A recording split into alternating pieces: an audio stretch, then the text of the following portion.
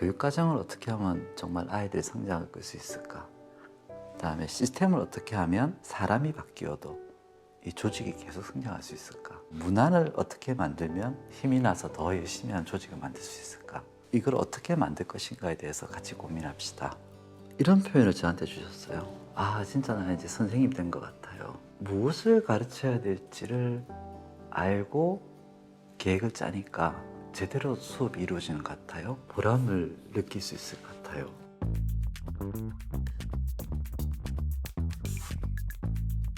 장경규 선생님께서 구미 본곡초등학교에 계실 때 미래학교는 역량을 가르친다. 그 책을 선생님들하고 같이 집필을 하셨고 학교 교육 과정에 대한 이야기를 이렇게 깊게 체계적으로 정리해 주신 경우는 아직까지는 못 봤던 것 같아요. 학교 교육 과정에 대한 이야기를 장경 선생님께 듣고 싶어서 찾아왔습니다. 올해 여기 원당초등학교 학교 교육 과정은 얼개를 어떻게 짜셨는지. 학교 교육 과정에서 보면 크게 이제 세 가지. 첫째는 콘텐츠라고 할 수 있는 교육 과정, 무엇을 가르칠 것인가 하는 부분. 그다음에 두 번째는 시스템, 학교가 교육 과정을 어찌 보면 수행하는, 운영하는 역할도 하지만 그걸 하기 위해서 또 다양한 업무도 있고 교육적인 파트 이런 것들을 어떤 시스템으로 운영할 것인가 하는 부분. 그다음에 세 번째는 문화, 학생들의 문화는 어떻게 만들고 교직원들의 문화는 어떻게 만들 것인가. 이러한 크게 세 가지 축으로 저희가 구성해서 접근하고 있습니다. 원당초등학교의 교육과정의 핵심은 뭐라고 할 수 있습니까? 제대로 가르치자. 그럼 제대로 가르치려면 지금까지 어찌 보면은 사실적 지식 중심으로 가르쳤다면 학생들이 이 사실을 통해서 어떤 개념을 획득할 것인가, 그래서 깊이 있는 이해를 어떻게 만들고 그것이 또 다른 배움을 위해서 어떻게 이걸 전해하게 할 것인가 하는 부분. 그러다 보니까 개념 기반 탐구 학습에 초점을 맞추고 있고, 이것을 전이하고 적용해서 일반화하기까지는 프로젝트 학습으로 접근하고 있고, 이것이 교사들이 설계한 교육과정이라면 이제 아이들이 거기서 배운 것을 통해서 어떤 새로운 배움이 요구되는 것, 이것은 그럼 어떻게 된 거지? 라는 질문들, 그러한 질문들을 정선하고 그 질문을 해결하는 과정을 통해서 또 배움이 생기게 하는, 소위 말하는 학습자 주도형, 학생이 교육과정을 생성한다 그래서 학생 생성 교육과정이라고 이야기를 하거든요. 그렇게 보면 개념 기반 학습을 가장 중심적인 축에 두고 그것을 적용하고 일반화하는 과정은 프로젝트 학습으로, 학생들이 주도적으로 더 나은 배움, 새로운 배움을 위해서는 학생 생성 교육과정, 이렇게 세 개의 축으로 지금 교육과정을 움직이고 있습니다. 그리고 거기 가장 기반이 되는 것에 중점이 두는 것이 문해력, 1학년부터 6학년까지 문해력을 어떻게 키울 것인가, 특히 국어과 교육과정을 중심으로 해서 문해력 중심으로 이제 설계를 하고 있습니다. 학교 교육 과정을 짤 때 어떤 과정을 통해서 짜게 되나요? 선생님들을 이렇게 보면 생각보다 이렇게 같이 뭘 한다는 것을 좀 힘들어하는 분들도 계시고, 또 한편으로는 개별적으로 막 본인이 뭔가를 하고 싶은 본인만의 연구 이런 욕구도 상당히 강하셔요. 큰 학교는 동학년 중심, 작은 학교는 학교 전체 중심으로 같이 모여서 공동체를 만드는 과정 자체부터를 어려워하는 분들도 계셔요. 어찌 보면 내 개인적인 시간을 뺏긴다라고 생각하시는 분들도 있을 수 있고, 그거는 당연한 현상이죠. 저는 그거를 인정하는 것부터가 되게 중요하다는 생각을 해요. 물론 학교라는 조직이지만 그 안에서의 개별성을 보장해 주는 것도 굉장히 중요하다. 다만 그러한 개별성들을 어떻게 동학년이면 동학년, 학교면 학교, 여기서 시너지를 발휘하게 할 것인가, 그 부분의 포커스는 되게 중요하다는 생각이 들고, 그분이 잘하는 것을, 그 전문성을 다른 선생님도 잘할 수 있게끔 만들어주는 기회, 굉장히 중요하다는 생각이 들어요. 그렇지만 그거를 그분이 이제 인식하고 어찌 보면 조직에 스며들게 하기 위해서는 관계가 되게 중요하거든요. 특히 이제 교장 선생님이나 교감 선생님이 우리 학교는 이렇게 할 겁니다. 이렇게 하세요. 이거는 어떤 지시든지 지시가 내려오는 순간 대부분의 사람들은 반작용이 딱 생겨요. 거부. 그러면 같이 만드는 작업들이 되게 중요해요. 저 같은 경우에는 9월 달에 이 학교에 와서 10월 달부터 준비 들어갔어요. 사실 이제 교육과정과 시스템 문화에 대한 셋 중에 하나라도 빠지면 학교는 동력을 잃어버리거든요. 저는 그 세 개의 바퀴라고 보는데 보통 비전이라고 하면 중기적인 기간 동안의 비전을 정하잖아요. 저는 이 학교에 4년이 있을 수 있으니까 앞으로 4년 동안 저는 우리 학교가 이렇게 바뀌었으면 좋겠습니다. 큰 방향성만 이야기하고 세부적인 것들은 같이 만들어 갑시다 라고 이야기를 했죠. 그래서 교육과정을 어떻게 하면 정말 아이들이 성장을 끌 수 있을까? 그 다음에 시스템을 어떻게 하면 사람이 바뀌어도 이 조직이 계속 성장할 수 있을까? 그러니까 문화를 어떻게 만들면 그러한 개별적인 요구들도 협력으로 승화해서 정말 서로가 힘들지만 힘이 나서 더 열심히 하는 조직을 만들 수 있을까? 그리고 자발적이고 그래야 협력적인 문화가 만들어지니까 이걸 어떻게 만들 것인가에 대해서 같이 고민합시다. 10월 달부터 이야기를 했고 그거를 선생님들한테 무기명 그 온라인 설문을 던진 거죠. 교육과정은 이랬으면 좋겠습니다. 시스템은 이런 시스템 좋겠습니다. 환경, 문화는 이렇게 만들죠. 굉장히 많은 글들이 저에게 돌아왔어요. 굉장히 많은 글들이 돌아왔고 그거는 누구나 다 공유할 수 있는 우리 학교 구글 드라이브에 올라와 있었으니까 그걸 거의 한 달 동안 그 작업을 했어요. 그리고 11월 달에는 그래서 교육과정 어떻게 만들어 갈까요? 시스템과 문화는 어떻게 만들어 갈까 했는데 제 생각은 교육과정부터 접근하지 않았어요. 시스템부터. 시스템은 어떻게 만들까요? 그럼 대부분 선생님들이 담임 선생님들은 업무 없이 정말 아이들 교육과 생활에 올인했으면 좋겠습니다. 당연하죠. 그거 싫다고 하는 사람 없거든요. 네, 그러면 그거를 하기 위해서는 시스템 어떻게 갖출까요? 그러면 학교 전체적으로 하는 일들은 좀 확 줄이고 교육과정에 의한 것들만 하고 업무를 전담팀을 만들어서 했으면 좋겠습니다. 너무 좋다. 생각보다 이게 되게 쉬워요. 그러면 담임 선생님들이 계속 수업만 하고 업무만 하면 업무팀만 힘든 건 아닐까요? 뭐 이런 이야기들이 막 주고 가잖아요. 그럼 거기서 그럼 어떤 차이점을 만들까요? 수업만 하는 게 아니라 오후에는 담임들은 동학년 학습 공동체를 하는 시간을 만들자. 업무팀은 전담 시간 짧게 주지만 업무를 그때 빨리 처리하고 담임선생님들은 의무적으로 매일 모여서 공부하는 시간 정합시다. 그러면 서로가 서로의 존중이 되는 거죠.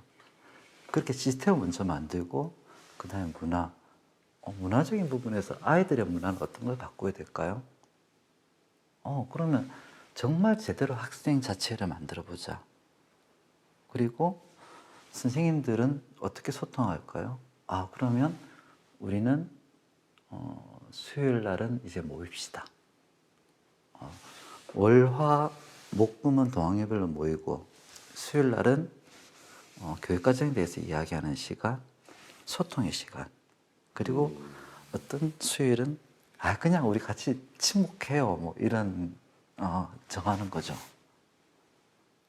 그렇게 시스템과 문화가 갖추어지고 그럼 이제 최종적으로 이러한 것들 통해서 우리는 어떤 교육을 만들까요? 교육과정에 대한 이야기.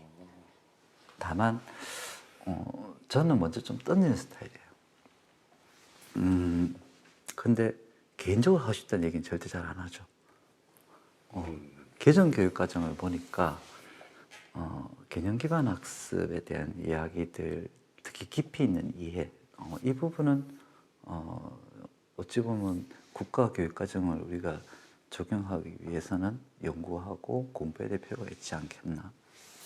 또 그것을 적용하는 과정에서는 프로블럼 베이스드 러닝과 같은 PB에 대해서 좀 공부를 해야 되지 않겠나. 또한 학교 자유 시간은 학생 생성 교육 과정과 같이 아이들이 주도적으로 뭔가 할 수 있는 시간이 필요하지 않겠나. 뭐 이런 이야기들을 이렇게 던지는 거죠. 그냥 내가 하고 싶다가 아니라 국가 교육 과정에서 이러이러한 것들이 있으니까 우리가 이런 걸 준비해야 되지 않겠나라. 이게 나는 방향이다. 그런 이야기 던지고, 그 대신 6년의 배움을 우리가 고민했으면 좋겠다. 구미 원당초등학교 입학한 아이들이 졸업할 때 과연 어떻게 성장했으면 좋을지, 그럼 어떤 배움들이 체계적으로 있으면 좋을지를 고민했으면 좋겠다는 이야기를 던지죠. 그러니까 이제는 정말 컨텐츠적인 이야기들이 막 죽어가고, 대부분의 학교는 그걸 당장 하자고 그래요. 근데 그렇게 당장 하면 거의 다 실패하거든요. 안 했던 거를 한꺼번에 다 하면 실패하잖아요. 그러니까 저는 요거는 좀 텀을 줬으면 좋겠습니다. 우리가 앞으로 4년간 할 거니까 일단 2년까지는 개념 기반 학습이라도 제대로 합시다. 그리고 내년에는 국어하고 사회과 모든 유닛을 설계를 해서 적용하자. 2025학년 때는 국어, 수학, 사회과까지 합시다. 그리고 나서 이제 6년의 배움 중에 역량으로 갈지 뭐 아직은 결정 못했지만 역량에 대한 공부를 그동안 쭉 해서 그때 가서 우리 학교도 이제 6년의 배움을 해봅시다. 이게 하나의 스토리처럼 이제 저는 내려주는 작업들을 하는 거죠. 학교 교육 과정을 짜고 1년을 이렇게 보내고 나서 평가 기준도 있겠네요. 지금까지 교육은 대부분 이제 지식적인 부분과 아주 작은 기능적인 부분, 지식적인 부분이라고 한다면 아느냐 모르느냐, 이해했느냐 이해하지 못했느냐의 측면이고, 기능은 그냥 할 수 있느냐, 좀 잘하느냐 아니면 못했느냐, 이런 정도 수준인데요. 그렇게 지식과 기능만으로는 우리가 아이들을 평가하는 것은 극히 일부분이다. 그러면 그러한 지식을 기반으로 어떤 문제가 주어졌을 때 그러한 문제를 이 아이들이 지식과 기능을 활용해서 문제를 해결할 수 있는가, 그거를 우리가 보통 역량이라고 이야기를 하지 않습니까? 지식적인 성장도 분명히 있어야 돼요. 그거는 가장 기반이 되고, 그 다음에 지식을 토대로 역량이 성장할 수 있어야 된다. 그러면 이 작업들이 반드시 필요하다. 보통 우리가 역량하면 흔히 하는 이야기가, 예를 들면 국가 수준에서 6가지 이렇게 역량을 제시하잖아요. 자기관리 역량부터 심리적 감성까지 이렇게 6가지 제시하는데, 사람들은 대부분 자기관리 역량이야 라고 말해요. 그런데 A라는 사람이 생각하는 자기관리 역량과 B라는 사람이 생각하는 자기관리 역량, 또 C라는 사람이 생각하는 자기관리 역량이 다 다르다는 거죠. 그럼 뭐 어떻게 평가할 수 있겠어요? 그러면 자기관리 역량에는 어떤 속성들이 있는지, 하위 속성, 그리고 아이들이 수행을 통해서 발휘되는 모습이 역량이 발휘되는 거거든요. 그러면 수행을 발휘한 그 모습들을 우리는 어떻게 캐치할 수 있을까? 이 아이가 정말 자기관리 역량 중에 지금 효율적으로 시간과 과제를 관리하고 있구나. 그럼 어떻게 알 수 있을까? 그거를 조금 구체화하는 작업들이 필요하죠. 그래서 그거를 우리는 역량의 잣대라고 이야기하고, 그 잣대들을 역량 요소별로 1학년부터 6학년까지 체계화시키고 그거를 6년의 배움이라는 이름으로 정해놓은 겁니다. 장경 교장 선생님께서는 구미 본곡초등학교에 계실 때 미래 학교는 역량을 가르친다, 그 책을 선생님들과 같이 내셨죠. 그 책 내용이 금방 말씀하셨던 그 역량과 연결되어 있겠네요. 저는 그게 상당히 중요하다라고 생각을 했고 또 선생님들도 거기에 동의를 했고 그래서 하게 됐는데요. 학교를 이렇게 밖에서 보면 정말 전문적으로 교육을 잘 하는 곳이구나라고 다 그렇게 생각하지는 않겠지만 그래도 그렇게 교육이 잘 이루어지는 곳이라고 대부분 믿잖아요. 그런데 이 속에서 자세히 조직을 보면 생각보다 개별적인 교육과 개별적인 학습이 이루어지는 것, 그러니까 교사의 개인의 5학년이 같은 5학년인데 5학년 1반에서 하는 게 다르고 5학년 3반에서 하는 게 다르고 그렇다면 우리 아이들이 학교에 이 학교 1학년 입학해서 6학년 졸업할 때 어떻게 성장을 우리가 담보할 수 있을까? 예.